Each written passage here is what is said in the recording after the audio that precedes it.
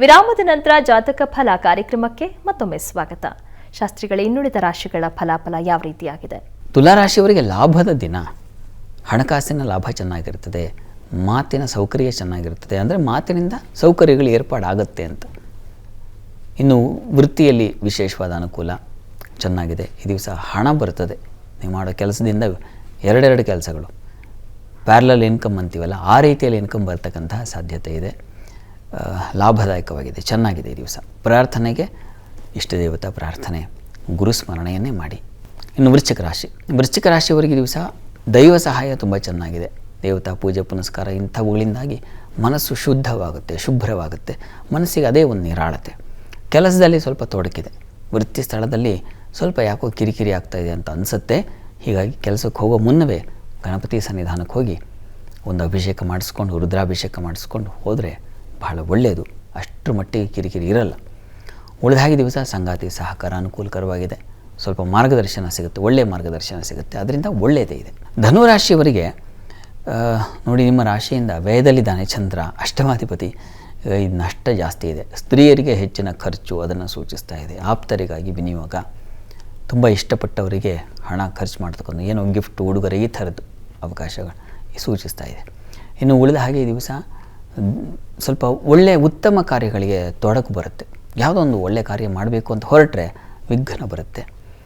ಜೊತೆಗೆ ಏಕಾಗ್ರತೆ ಇರೋದಿಲ್ಲ, ಚಂಚಲವಾಗುತ್ತೆ ಮನಸ್ಸು. ಸ್ವಲ್ಪ ತೊಡಕಿನಿಂದ ಇದೆ ಈ ದಿವಸ. ವೃತ್ತಿಯಲ್ಲೂ ಅಷ್ಟೇ ಸ್ವಲ್ಪ ಪರವಾಗಿಲ್ಲ, ತಕ್ಕ ಮಟ್ಟಿಗಿದೆ. ಏನಂಥ ಅನಾನುಕೂಲ ಅಂತಲ್ಲ, ಆದರೂ ಚಾಂಚಲ್ಯ ಇದೆ. ಇದರ ನಿವಾರಣೆಗೆ ಗುರು ಪ್ರಾರ್ಥನೆ ಮಾಡ್ಕೊಳ್ಳಿ, ಗುರು ಸೇವೆಯನ್ನು ಮಾಡಿ, ಗುರುಮಂದಿರಕ್ಕೆ ಹೋಗಿ ಬನ್ನಿ, ಅನುಕೂಲ ಆಗುತ್ತೆ.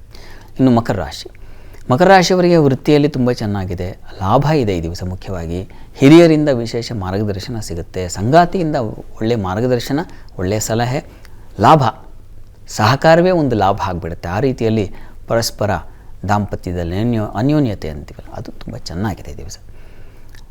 ಇದೆಲ್ಲದರ ಜೊತೆಗೆ ಒಂದು ಕ್ಲಿಷ್ಟ ವಾತಾವರಣ ಇರ್ತದೆ ಈ ದಿವಸ. ಒಂದು ಸಂದರ್ಭದಲ್ಲಿ ನೀವು ಸ್ವಲ್ಪ ಹೆದರುವ ಸಾಧ್ಯತೆ ಇದೆ. ಇದರ ನಿವಾರಣೆಗೆ ಈಶ್ವರನ ಪ್ರಾರ್ಥನೆ, ಭೈರವ ಪ್ರಾರ್ಥನೆ, ಇವೆಲ್ಲ ಒಳ್ಳೆಯದು. ಇನ್ನು ಕುಂಭರಾಶಿಯವರಿಗೆ ವೃತ್ತಿಯಲ್ಲಿ ತುಂಬ ಚೆನ್ನಾಗಿದೆ. ಕೆಲಸ ಕಾರ್ಯಗಳಲ್ಲಿ ಸುಲಭವಾದ ಅನುಕೂಲದ ಫಲ ಇದೆ. ಬಂಧು ಮಿತ್ರರ ಸಹಕಾರ ಚೆನ್ನಾಗಿರ್ತದೆ ಈ ದಿವಸ.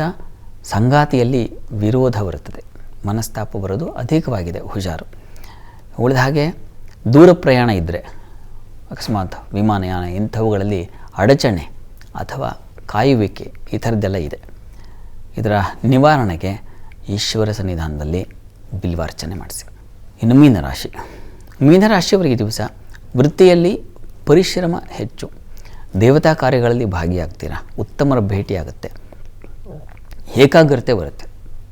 ಯಾವುದಾದ್ರು ಒಂದು ಕೆಲಸ ಮುಗಿಸ್ಬೇಕಾಗಿದ್ದರೆ ಕಾನ್ಸಂಟ್ರೇಷನ್ ಬೇಕು, ಅದು ಉಂಟಾಗುತ್ತೆ. ವಿದ್ಯಾರ್ಥಿಗಳಿಗೆ ಹೆಚ್ಚಿನ ಅನುಕೂಲ ತುಂಬ ಚೆನ್ನಾಗಿದೆ. ಹೈಯರ್ ಸ್ಟಡೀಸ್ ಮಾಡೋರಿಗೆ ತುಂಬ ಚೆನ್ನಾಗಿದೆ, ಒಳ್ಳೆಯ ಮಾರ್ಗದರ್ಶನ ಸಿಗುತ್ತೆ ಈ ದಿವಸ. ದೇಹಕ್ಕೆ ಪೆಟ್ಟಾಗೋ ಸಾಧ್ಯತೆ ಇದೆ, ಹುಷಾರು. ಈ ದಿವಸ ತಪ್ಪದೇ ನೀವು ಶಿವಕವಚ ಕೇಳಿಸ್ಕೊಳ್ಳಿ, ಹೇಳ್ಕೊಳ್ಳಿ, ತುಂಬ ಒಳ್ಳೆಯದು. ಈ ದಿವಸ 12 ರಾಶಿಗಳವರು, ರಾಶಿ ಗೊತ್ತಿಲ್ಲ ಅಂತಕ್ಕಂಥವ್ರು ಹೇಳಬಹುದಾದ ಮಂತ್ರ ಗಮನಿಸಿ. ಓಂ ಅನಘಾಯ ನಮಃ, ಇದು ಗುರುವಿನ ಮಂತ್ರ. ಇದನ್ನು ಹೇಳ್ಕೊಳ್ಳಿ, ಮನಸ್ಸಿಗೆ ಸಮಾಧಾನ ಸಿಗುತ್ತೆ.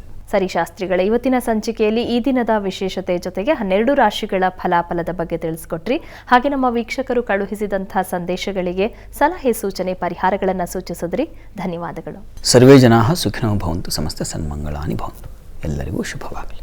ವೀಕ್ಷಕರೇ, ಇದಾಗಿತ್ತು ಇವತ್ತಿನ ಜಾತಕ ಫಲ ಕಾರ್ಯಕ್ರಮ. ನೇರ, ದಿಟ್ಟ, ನಿರಂತರ ಸುದ್ದಿಗಾಗಿ ನೋಡ್ತಾ ಇರಿ ಏಷ್ಯಾನೆಟ್ ಸುವರ್ಣ ನ್ಯೂಸ್.